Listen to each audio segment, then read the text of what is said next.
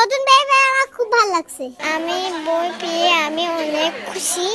আমার নাম শ্রীবৃদ্ধি চাকমা।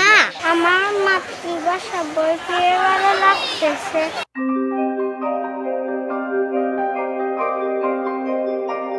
আমার স্কুলে এসে আমার বন্ধুদের সঙ্গে অনেক কথা হয়েছে।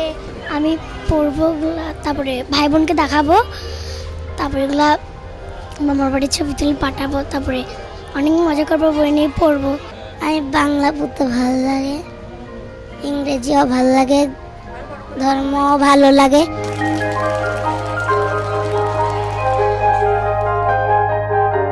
নতুন বই এর ঘ্রাণটা অনেক সুন্দর। আমি চাই আমি বছরের প্রত্যেকটা মুহূর্তে যাতে বই পড়তে পারি। আমরা সকলেই খুব আনন্দিত বছরের প্রথম দিন বই পেয়ে।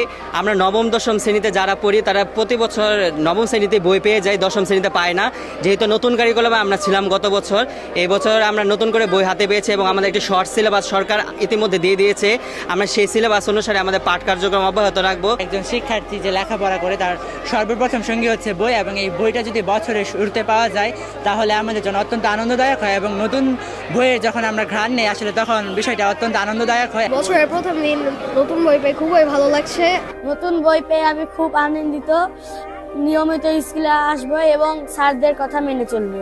নতুন বই পেয়ে আমি খুব খুশি। আমার নতুন বই পেয়ে খুব ভালো লাগতেছে। নতুন বছর নতুন বই পেয়ে অনেক ভালো লাগছে।